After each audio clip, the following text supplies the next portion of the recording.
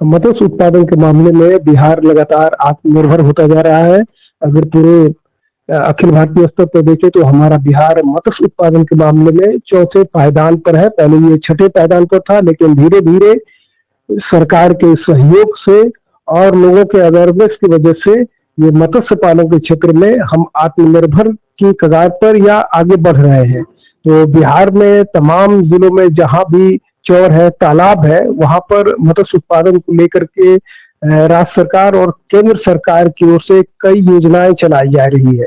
इसी को लेकर इसी सिलसिले में हम आज जिला मत्स्य पदाधिकारी सह मुख्य कार्यपालक पदाधिकारी डॉक्टर कृष्ण कन्हैया जी के रेशम में कार्यालय में उनसे जानेंगे कि भागलपुर में किसानों के उत्थान के लिए, मत्स्य पालकों के लिए कौन कौन सी स्कीम और योजनाएं चलाई जा रही हैं। सर बहुत बहुत धन्यवाद।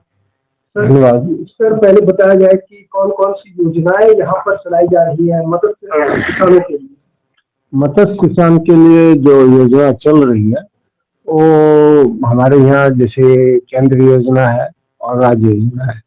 तो केंद्र में योजना में प्रधानमंत्री मत्स्य विकास योजना है।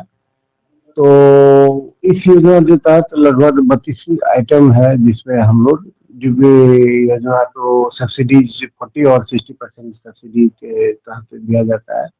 इसमें जो हमारे जिला के लिए प्रमुखता है तालाब निर्माण, रेगिंग तालाब निर्माण, बायोफ्लड तालाब का रिक्रिएशन, फीड मिल, फिर कोल्ड स्टोरेज, तो डिफरेंट टाइप का है इस योजना में, जिसमें अलग अलग योजना का अलग अलग प्रोजेक्ट कॉस्ट है और उसके सब्सिडी भी है। जैसे समान वर्ग है तो उनके लिए 40% सब्सिडी है, महिला और SC/ST है तो उनके लिए 60 नहीं। इसमें सेंट्रल योजना में महिला और SC और ST के लिए 60% सब्सिडी। ये तो आपको बताया केंद्र के योजना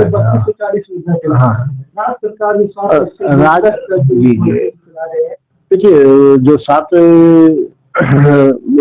जो योजनाएं हैं उसमें मुख्यमंत्री मत्स्य चोर विकास योजना एक अभी अपने जिला के लिए अहम योजना है, जिसमें मतलब 3 तरह की उसमें मॉडल है।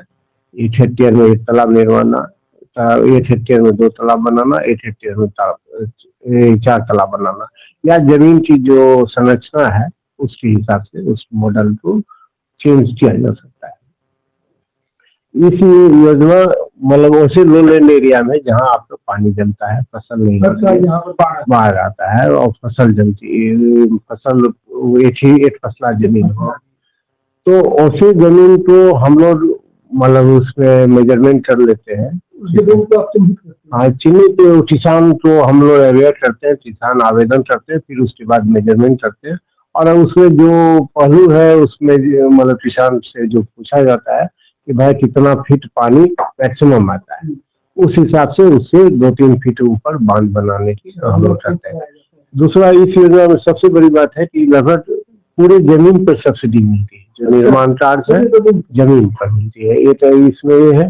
दूसरा है कि जो जमीन है उसका 55% एरिया वो वाटर एरिया डेवलप करता है, 41% एरिया बंद में हो जाती है। तो बंद की जो चौड़ाई हो जाती है, टॉप चौड़ाई 15 से 20 फीट हो जाती है, जिससे फ्लड के पीरियड में मतलब आपके बांध मजबूत रहता है और उसको बांध टूटता भी नहीं है। आप इंटीग्रेटेड फार्मिंग भी कर सकते हैं, जिससे उसमें हाँ आप डेयरी भी कर सकते हैं, बकरी पालन, मुर्गी पालन या